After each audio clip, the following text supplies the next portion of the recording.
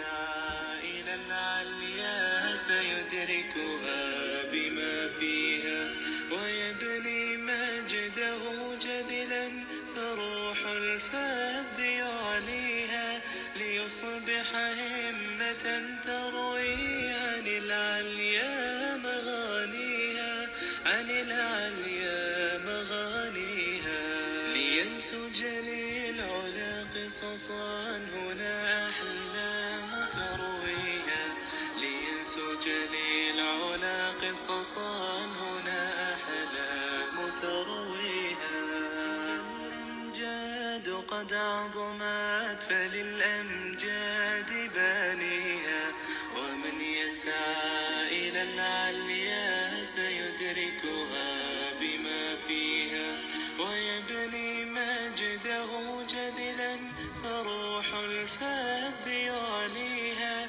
ليصبح همة تروي عن العليا مغانيها عن العليا مغانيها لينسج للعلا قصصا هنا أحلام ترويها لينسج للعلا قصصا هنا أحلام ترويها فللأمجاد بانيها ومن يسعى إلى العليا سيدركها.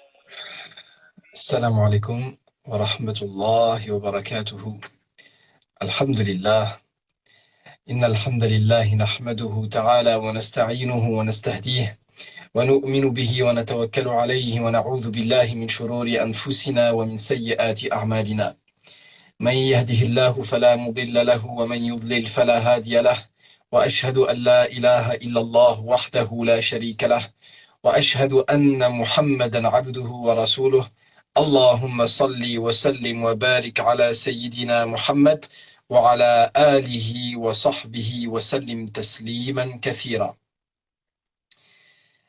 Mes frères et sœurs, alhamdulillah, assalamu alaikum wa rahmatullah. Je remercie le frère Malik qui tient les différentes chaînes Milieu Islam de m'avoir proposé ce live. Et nous commençons aujourd'hui avec le frère Malik et avec vous tous qui assistez à ce live, une série sur les événements marquants dans la vie du prophète alayhi salatu wassalam. Et j'insiste sur le fait que ce ne sont pas juste des événements marquants pour la communauté, mais vraiment marquants dans la vie du prophète alayhi salatu wassalam. Et c'est ça le sujet.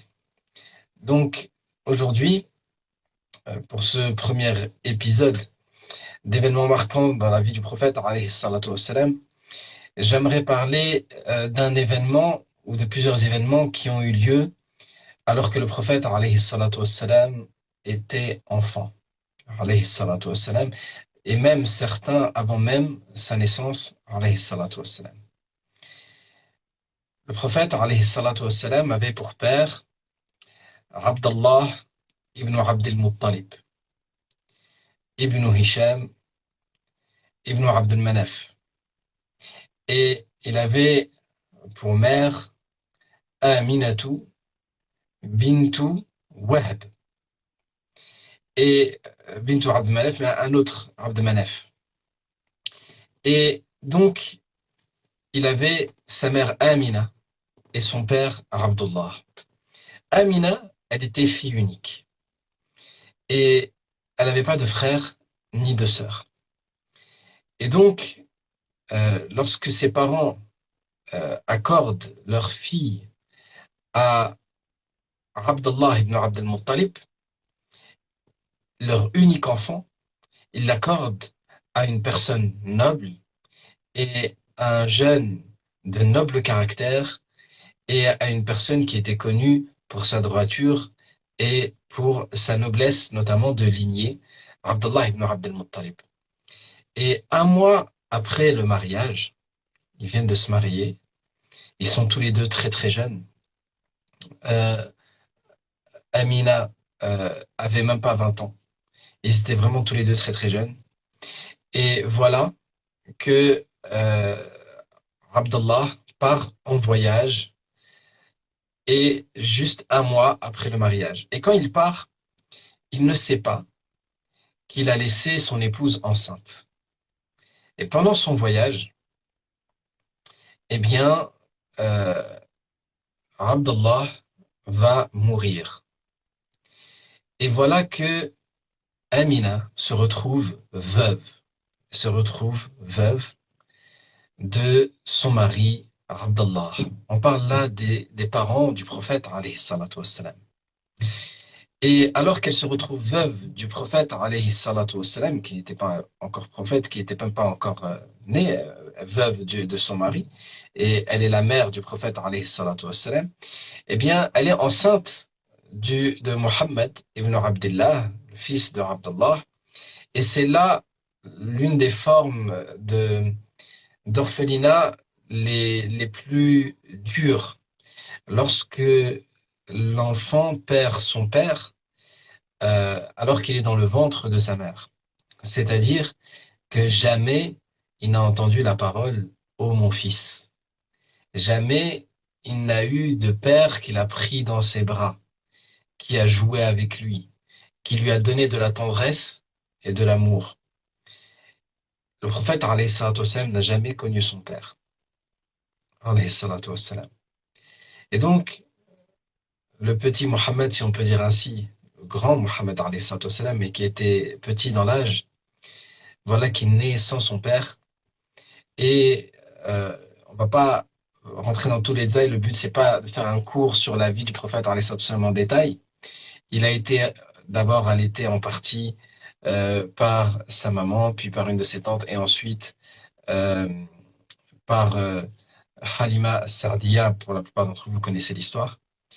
Et lorsqu'il a à peu près 5 ans, Amina décide d'emmener avec elle Mohammed, le petit Mohammed alayhi salatu wassalam, pour rendre visite à sa belle famille euh, et elle va pour rendre visite à sa famille, notamment des gens parmi les Bani Najjar à Médine. Et elle va partir pour Al-Madina et avec seulement 2 personnes, avec le prophète Mohammed alayhi salatu wassalam, qui était encore petit, et avec sa servante qui s'appelait Baraka, qu'on appelle Ayman. Et arrivée à Médine, elle montre la tombe de Abdallah au prophète alayhi salatu wassalam. Imaginez cet enfant qui a 5 ans et qui voit la tombe de son père et qui, très très jeune, est confronté à la réalité de la mort et la réalité de la perte d'un proche et qui voit la tombe de ce père qu'il n'a jamais connu. Et peu de temps après, Amina tombe malade et sur le retour pour la Mecque, elle va quand même, c'était une battante, elle va marcher pendant à peu près 150 kilomètres jusqu'à arriver à un endroit qui s'appelle Al-Abwa. Et là, elle va tomber de fatigue, d'épuisement, et elle va dire à sa servante Baraka qu'elle va pas pouvoir continuer le chemin et que elle sent que l'heure de la mort arrive. Et imaginez cette scène déchirante. Le prophète alayhi salatu wassalam, qui a vu la tombe de son père et maintenant qui va avec sa mère et à Al-Abwa alors qu'il est seul avec elle et avec la servante de sa mère, Baraka, qui était une enfant. Elle était encore très très jeune. Eh bien, ils se retrouvent dans cette terre désertique. Il n'y a personne avec eux. Vraiment personne dans les environs. C'était une terre totalement désertique à la bois.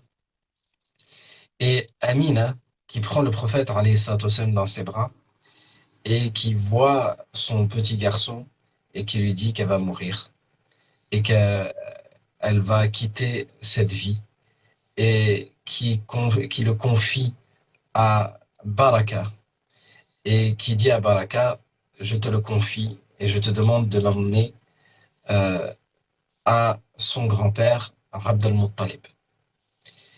Et subhanallah, le prophète alayhi salatu wassalam, va s'accrocher à sa maman en pleurant, alayhi salatu wassalam. Et sa mère va quitter, l'âme de sa mère va quitter son corps alors qu'il était en train de la serrer dans ses bras.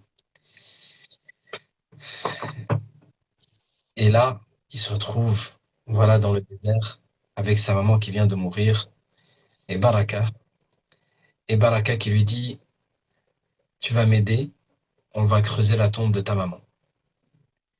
Et pendant plusieurs jours, parce qu'ils sont un petit garçon de 5 ans et une jeune fille qui est très très jeune, ils vont creuser la tombe de la maman du prophète, alayhi salatu wassalam. Et au moment de mettre le corps dans la tombe, Baraka, elle tournait la tête du prophète, alayhi salatu wassalam, elle lui disait ne regarde pas, ne regarde pas, par tendresse pour lui et de crainte que ce soit une vision qui le marque à vie et qui le traumatise. Alors, le prophète, alayhi salatu wassalam, va enterrer sa mère. Et sur le chemin du retour, ils arrivent ensuite à Mecca. Ils vont directement chez son grand-père, Abd al-Muttalib. Ils toquent à la porte. Et Abd al-Muttalib ouvre la porte et il voit Baraka et le prophète, alayhi salatu wassalam, et il lui dit, où est ta mère? Et le prophète, alayhi salatu wassalam, qui se met à pleurer et qui lui dit, Matat, Matat, elle est morte, elle est morte. Et Abd al-Muttalib, le grand-père du prophète, alayhi salatu wassalam, va alors le prendre dans ses bras et il va lui dire, tu es mon fils, tu es mon fils, tu es mon fils. Pourquoi j'ai voulu évoquer cet événement? Parce qu'en fait, on sous-estime souvent l'importance ces événements, qu'ont eu ces événements dans la jeunesse du prophète alayhi salatu wassalam pour la construction de sa personne. Il y a des enfants qui vivent l'orphelinat. Mais cette manière dont le prophète alayhi salatu wassalam a perdu sa maman, juste après avoir visité la tombe de son père qu'il n'avait jamais connu, et qu'il va traverser tout le désert sans personne avec lui en dehors de Baraka. Et Baraka, d'ailleurs, le prophète alayhi salatu wassalam l'appelait ma mère après ma mère. C'est-à-dire, il s'est accroché à la première, alors qu'il est enfant, il y a la première figure féminine qu'il y avait à côté de lui après la perte de sa mère, et c'était Ayman, c'était Baraka. Et il disait, c'est ma mère après ma mère. Le prophète alayhi salatu wassalam a été très très touché par la mort de son père avant sa naissance, puis la mort ensuite de sa mère. La mort de sa mère. Et on voit cela dans le fait que le prophète alayhi salatu wassalam n'a jamais oublié l'emplacement de la tombe, alors qu'il n'avait que 5 ans, mais il n'a pas oublié l'emplacement de la tombe. Au point que dans le retour du dernier pèlerinage qu'il a fait, alayhi salatu wassalam, alors qu'il était dans sa dernière année de vie et qu'il retournait vers Médine, le prophète alayhi salatu wassalam a demandé à Allah tabaraka wa ta'ala l'autorisation de faire l'istighfar, de demander pardon à Allah tabaraka wa ta'ala pour sa mère. Et cette autorisation lui a été interdite. C'est-à-dire il n'a pas été permis au prophète alayhi salatu wassalam de faire l'istighfar pour sa maman car elle est morte avant la révélation et sa situation, elle est suspendue. Son jugement appartiendra à Allah tabaraka wa ta'ala le jour de la résurrection. Et donc elle n'est pas morte dans la croyance de l'islam, puisqu'elle est morte avant la révélation. Et le prophète alayhi salatu wassalam va demander à Allah tabaraka wa ta'ala de quand même rendre visite à sa tombe, et Allah va lui donner l'autorisation de rendre visite à la tombe de sa maman. Et le prophète alayhi salatu wassalam va aller devant la tombe de sa maman, et vraiment pendant des heures et des heures et des heures, il va rester à côté de la tombe de sa mère, et il va pleurer alayhi salatu wassalam, alors qu'il est dans sa 63e année. C'est-à-dire ça fait 58 ans que sa mère est morte. Et voilà que pour la première fois, il retourne sur la tombe de sa maman. Il est dans la dernière année de sa vie. Et il va pleurer alayhi salatu wassalam pendant des heures et des heures, alayhi salatu wassalam, jusqu'à ce que les compagnons ont dit, il n'y a pas un de ses compagnons qui s'est tenu avec lui sans qu'il ne se mette à pleurer avec le prophète, alayhi salatu wassalam, alayhi salatu wassalam. On peut être certain que cet événement a touché le cœur du prophète, alayhi salatu wassalam. Que la mort de sa mère, après avoir été orphelin déjà de son père, a marqué le développement psychologique du prophète, alayhi salatu wassalam. On peut comprendre que le prophète, alayhi salatu wassalam, était en train d'être préparé à être le prophète de la dernière des communautés. Et il y a beaucoup de prophètes qui ont grandi dans des situations qui sont comparables. Regardez le prophète Moussa, alayhi salatu wassalam. Il a grandi dans le palais de Pharaon, loin de sa maman, si ce n'est les années dans lesquelles elle l'a allaité, et sans son père. Le prophète Isa, alayhi salatu wassalam, il a grandi sans père, il n'a pas de père. Et Allah tabaraka wa ta'ala montre, même le prophète Ibrahim, son père l'a chassé, et il est parti. Et alors qu'il était, il était encore très très jeune, 10, 11 ans, il était très très jeune. Il était ce qu'on appelle un roulem. Il était vraiment très très jeune. Il a quitté ses parents. Et donc il a fini de grandir sans ses parents. Eh bien, Allah tabaraka wa ta'ala, il nous montre que c'est un point commun de tous ces hommes d'exception. Que cette perte de l'amour des parents, c'est une douleur et une souffrance qui, alors qu'elle aurait pu vraiment les handicaper psychologiquement, elle va être une cause de sensibilité et de développement de la miséricorde dans leur cœur. Car celui qui a souffert et qui a un cœur pur, eh bien, il va développer la miséricorde, et il va comprendre la souffrance des autres et il va vouloir le bien pour les gens qui souffrent. Et il va vouloir éloigner le mal des gens afin qu'ils ne souffrent pas. Et donc, le prophète, alayhi salatu wassalam, dès son enfance, a été touché par des épreuves extrêmement difficiles, et ce notamment afin de sensibiliser son cœur. Et ainsi, le prophète, alayhi salatu wassalam, eh bien, une fois qu'il va grandir, et il parlera beaucoup avant même d'être prophète, il va donner beaucoup d'importance aux orphelins. Il va donner beaucoup d'amour aux enfants et aux jeunes qu'il y a autour de lui, à tous les membres de sa famille et même aux servants qui sont dans sa maison. Le prophète, alayhi salatu wassalam, dans sa ensuite prophète, eh bien, il va dire, alayhi salatu wassalam, que lui et celui qui prend en charge l'orphelin, ils sont comme cela le jour de la résurrection. Il a collé son index et son majeur pour indiquer la proximité qu'il aura avec ceux qui prennent soin des orphelins. Et donc le prophète, alayhi salatu wassalam, a dit dans un hadith que celui qui met la main sur la tête d'un orphelin, il a autant de bonnes actions qu'il n'a touché de cheveux de la tête de cet enfant avec sa main, juste par ce petit geste de tendresse envers cet orphelin. Vraiment, celui qui a ses parents, qu'il réalise le bienfait dans lequel il est. Celui qui a perdu ses parents, eh bien, qu'il essaye de se connecter à l'état d'esprit dans lequel était le prophète. Alayhi salatu wassalam, lui qui avait perdu son père avant sa naissance et qui avait perdu sa mère alors qu'il avait 5 ans. Alayhi salatu wassalam. Donc, le prophète, alayhi salatu wassalam, n'a été éduqué ni par son père, ni par sa mère, si ce n'est très peu. Et il a dit, alayhi salatu wassalam, malgré cela, il dit, Addabani Allah fa ahsana ta'dibi. Allah m'a éduqué et il m'a bien éduqué. Alayhi salatu wassalam.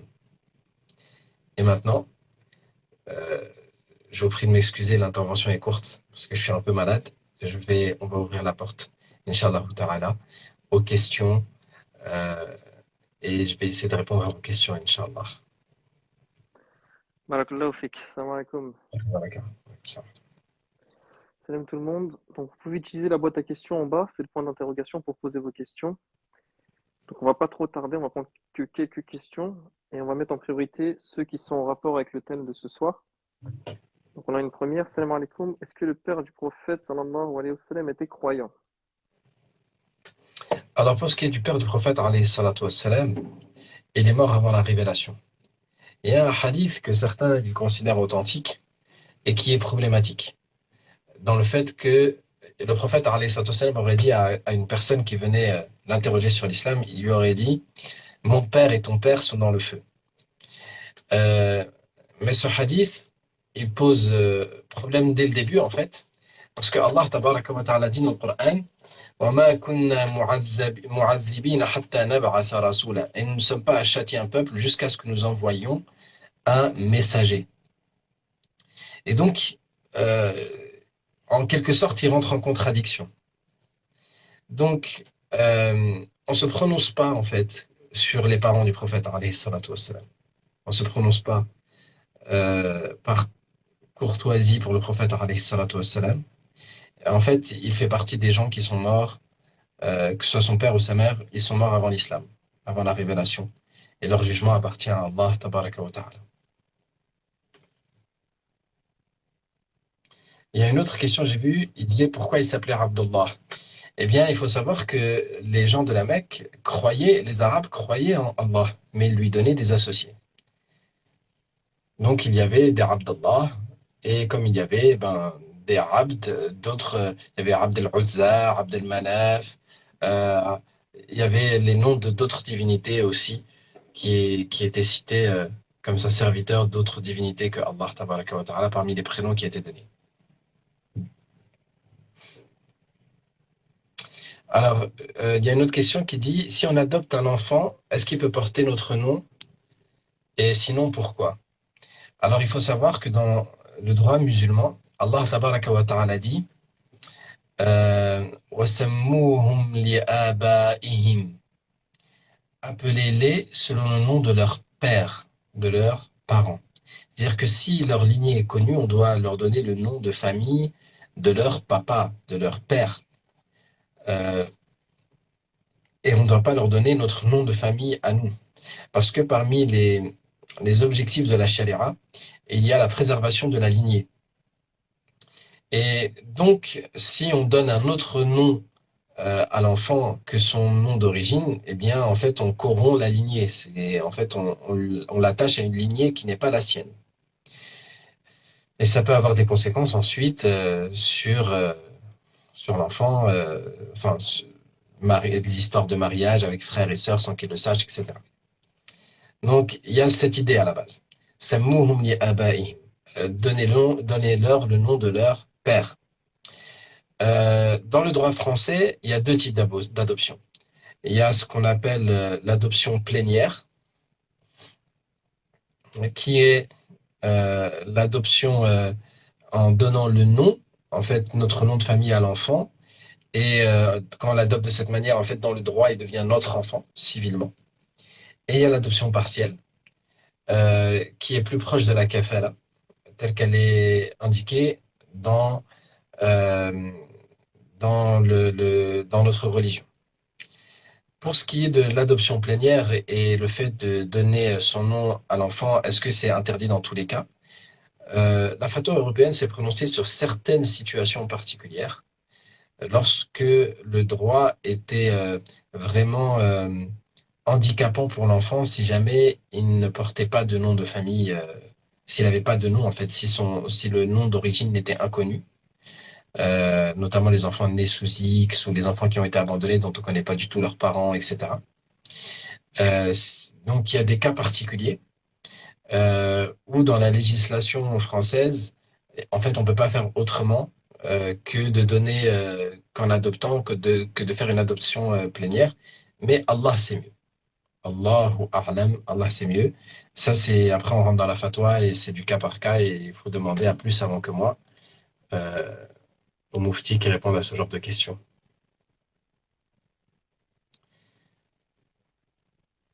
Ensuite, on demande, elle est morte quand, la nourrice? du prophète Mohammed alayhi salatu wassalam. Alors, Halima Sa'diya, elle est morte. euh, alors, je sais qu'elle a assisté au mariage du prophète alayhi salatu wassalam avec Khadija. Elle est devenue musulmane, puisqu'il y a des textes qui évoquent le fait qu'elle est devenue musulmane. Ensuite, comme ça, de mémoire, je ne sais pas exactement quand est-ce qu'elle est morte. Radiallahu anha.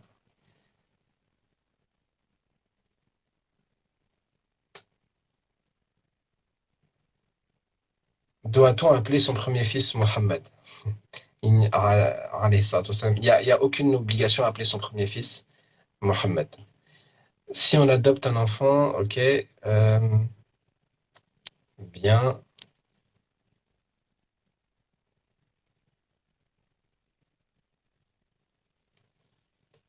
Alors, il y a un frère qui dit, est-ce que vous pouvez faire un rappel sur la façon de faire le dhikr avec la main et sans chapelet? Alors, ben, il y a des hadiths qui évoquent le fait de faire le dhikr avec la main. Non, que non, il y a un mérite particulier, les doigts vont témoigner Yawm al-Qiyamah. Pour autant, il n'y a pas d'interdiction dans le fait d'utiliser le chapelet et ce n'est absolument pas une innovation comme certains ont pu l'évoquer. Et d'ailleurs, beaucoup de savants qui ont dit que c'était une innovation sont finalement revenus sur leurs mots et sont revenus sur sur ces mots-là. On sait par exemple de certains compagnons, il est rapporté de Abu Huraira par exemple, qu'il faisait 18 000 tasbih, 18 000 fois. Il évoquait Allah Azza wa Jal. Et compter 18 000 avec les doigts, c'est extrêmement compliqué. Donc on peut bien imaginer qu'il y avait une méthode, qu'il y avait un outil pour compter. Et toutes les personnes qui ont un programme réel de dhikr, matin et soir, c'est très très difficile en utilisant uniquement les doigts. Donc, moi, j'ai jamais vu personnellement quelqu'un qui a un programme, par exemple, de 500, de 500 tasbih, 500 tahlil, 500 takbir, par exemple, utiliser ses doigts. Personnellement, j'ai jamais vu ça. Mais si un jour l'un d'entre vous il rencontre quelqu'un comme ça, je veux bien qu'il m'envoie un message privé pour me le dire. Alors, comment agrandir son amour envers le prophète alayhi salatu wassalam? Eh bien, pour agrandir l'amour envers le prophète alayhi salatu wassalam, la première des choses, c'est de mieux le connaître. Et donc, d'étudier sa vie. Et je vous invite, si vous voulez d'ailleurs, euh, j'ai un module d'enseignement à distance de la vie du prophète alayhi salatu wassalam, tous les dimanches soirs de 20h à 21h. Tous les dimanches soirs de 20h à 21h. Donc, en étudiant la vie du prophète alayhi salatu wassalam, en priant sur le prophète alayhi salatu wassalam, en méditant sur les différents sacrifices qu'il a fait pour nous, alayhi salatu wassalam, en essayant de s'attacher à sa tradition, alayhi salatu wassalam, en demandant à Allah tabaraka wa ta'ala qui remplisse notre cœur de son amour, alayhi salatu wassalam, en parlant beaucoup du prophète, alayhi salatu wassalam, car quand on parle beaucoup d'une chose, cette chose rentre dans le cœur. Une des sources du cœur, c'est la langue. Donc, voilà, de cette manière-là, Inch'Allah, on peut augmenter en amour pour le prophète bien-aimé, alayhi as-salatu wassalam. Alors, rêver des personnes qui ont le nom de Mohammed, est-ce que c'est un lien avec le prophète, alayhi salatu wassalam? Allahu ta'ala a'lam. Je ne sais pas. En général, quand on rêve d'une personne avec un prénom, son prénom, il faut regarder en fait le sens du prénom. Et Allah, c'est mieux. Pour ce qui est du rapport avec le prophète, alayhi salatu wassalam, je ne sais pas. Ce que je sais, c'est que le prophète, alayhi salatu wassalam, a dit Man ra'ani fil manami faqad ra'ani. Le hadith est authentique. Celui qui m'a vu en rêve, il m'a certainement vu. Et le prophète, alayhi salatu wassalam, s'il a dit ces mots-là, c'est pour nous motiver à vouloir le voir en rêve, alayhi salatu wassalam. Donc, avez-vous des livres à conseiller sur la vie du prophète, alayhi salatu wassalam? Oui, je peux vous conseiller plusieurs livres. Alors, en français, Il y en a un enfin, il y en a plusieurs qui sont pas mal. Il y a bien sûr l'incontournable Fiqh as-Sira de Cheikh Mohammed Al-Ghazali. Je ne sais pas si celui de Cheikh Bouti il a été traduit. Et il y a également euh, la Sira d'Ibn Kathir, mais c'est plus un livre encyclopédique en fait. C'est assez complet. En fait, c'est un enchaînement de textes. Euh, il y a ensuite il y a Hadha al-Habib ya Muhib. Ceci est le prophète bien-aimé. C'est traduit comme ça dans l'édition française de Abu Bakr al-Jazairi. Euh, Ensuite, il y a des livres qui sont bien aussi, comme la biographie du prophète alayhi salatu wassalam, de Cheikh Hamidullah, euh, ou même le livre qu'a écrit Tariq Ramadan sur le prophète alayhi salatu wassalam. Il y a quand même pas mal de passages qui sont assez intéressants, pas mal de méditations qui sont assez intéressantes. Allahu a'lam. Quant au livre, Le Nectar cacheté, qui est souvent très indiqué, personnellement, bon, euh, quand on parle du prophète alayhi salatu wassalam, c'est toujours intéressant, et le livre en soi, il est intéressant, il cite que des événements de la vie du prophète alayhi salatu wassalam, mais en fait, il est un peu trop axé sur les expéditions militaires, à mon goût. C'est-à-dire que pratiquement la moitié du livre, c'est que les batailles. Et ça nous donne, en fait, il faut le compléter par d'autres livres. Parce que si on lit juste le Nectar cacheté, on a l'impression que la moitié de la vie du prophète, alayhi salatu wassalam, il était en guerre, en fait. Donc, euh, donc voilà. Il est bien écrit. C'est un livre à lire parmi d'autres, mais je le trouve pas personnellement exceptionnel. C'est mon avis personnel. Comment prier sur le prophète, alayhi salatu wassalam? Alors, prier sur le prophète, alayhi salatu wassalam, ça signifie demander les bénédictions d'Allah sur le prophète. Et donc, le prophète, alayhi salatu wassalam, nous a indiqué comment prier sur lui. Notamment en disant Allahumma salli ala Muhammad wa ala ali Muhammad kama sallaita ala Ibrahim wa ala ali Ibrahim wa barik ala Muhammad wa ala ali Muhammad kama barakta ala Ibrahim wa ala ali Ibrahim fil alamina innaka hamidun majid. Et il y a d'autres formules. Allahumma salli ala Muhammadin wa ala azwajihi wa dhurriyyatihi. Voilà, il y a plusieurs formules qui existent, qui ont été rapportées du prophète alayhi salatu wassalam et qui sont authentiques. Et sinon, on peut tout simplement dire Allahumma salli wa sallim wa barik ala sayyidina Muhammadin wa ala alihi wa sahbihi. Il y a les formules masnouna qui nous ont été enseignées du prophète alayhi salatu wassalam, mais c'est un dua, donc rien n'empêche de prier sur le prophète alayhi salatu wassalam avec d'autres formules qui peuvent être plus courtes. En disant par exemple Allahumma salli wa sallim ala Muhammadin wa ala alihi. Voilà. Par exemple, oh Allah, bénis le prophète, que ta paix et tes bénédictions soient, que ton salut et tes bénédictions soient sur le prophète Mohammed et sa famille, ainsi que ses compagnons. Voilà, c'est ça en fait que ça signifie prier sur le prophète, alayhi salatu wassalam.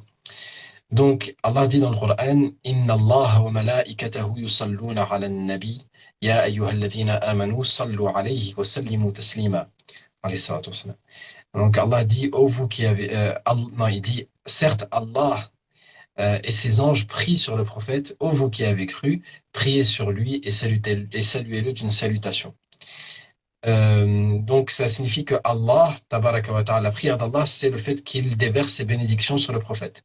Mais la prière des anges, c'est la demande des anges à Allah, que Allah déverse les bénédictions sur le prophète, et à nous de faire cet acte qui est celui des anges, de dire, oh Allah, bénis ton prophète bien-aimé, alayhi salatu wassalam. Et le prophète sallallahu alayhi wa sallam a dit, celui qui prie une fois sur moi, eh bien pour cette prière, Allah prie sur lui 10 fois, c'est-à-dire Allah le bénit 10 fois. Une des meilleures formules d'évocation, c'est d'Allah tabaraka wa ta'ala, c'est en faisant l'invocation à Allah qu'il bénisse notre prophète bien-aimé, alayhi salatu wassalam. Et on va s'arrêter là, Inch'Allah ta'ala, pour aujourd'hui. Si tu permets, mon frère Malik. Oui, oui, je t'en prie, il n'y a pas de souci. Barakallahu fik, merci de cette intervention. Donc, le prochain épisode, Inch'Allah, on essaie de se fixer ça bientôt. Tu penses qu'il y aurait combien d'épisodes pour parler de tous ces événements marquants, Inch'Allah? J'espère au moins une vingtaine, Inch'Allah. Inch'Allah, Inch'Allah. Barakallahu fik. N'hésitez pas à vous abonner en appuyant sur le titre à la page de l'imam Younes. Il fait quelques lives de temps en temps et il partage de nombreux rappels, donc n'hésitez pas à vous abonner. Le live sera disponible seulement en replay sur la page YouTube Milieu Islam. Donc, je vous invite tous à vous abonner. Le lien est en bio. Barakallahu fik. Tu peux finir avec des doigts? Bien sûr. اللهم لك الحمد كما ينبغي لجلال وجهك ولعظيم سلطانك اللهم صل وسلم وبارك على سيدنا محمد وعلى آله وصحبه وسلم تسليما كثيرا اللهم اجعلنا من الذين يستمعون القول فيتبعون أحسنه اللهم بارك لنا في كل ما كتبت لنا في الدنيا والآخرة واغفر لنا وارحمنا وأنت خير الراحمين اللهم صل وسلم وبارك على سيدنا محمد وعلى وأزواجه وذريته إنك حميد مجيد والسلام عليكم ورحمة الله الحمد لله رب العالمين السلام عليكم. Alaykoum salam. Donc, ceux qui souhaitent le replay, il est disponible sur ma bio. Donc, n'hésitez pas à vous abonner. Et il y a aussi le compte 2 pour ceux qui ne sont pas abonnés au compte 2 Milieu Islam. On se retrouve samedi soir et dimanche soir pour deux nouveaux lives avec samedi Marwan Mohamed et dimanche, Inch'Allah, avec Hassan et Kiyoussen. Donc, vous êtes tous les bienvenus. Ceux qui ont eu des questions, on n'a pas pu répondre, vous pourrez les poser dimanche soir à l'imam, Inch'Allah. Qu'Allah vous récompense, à bientôt, Inch'Allah.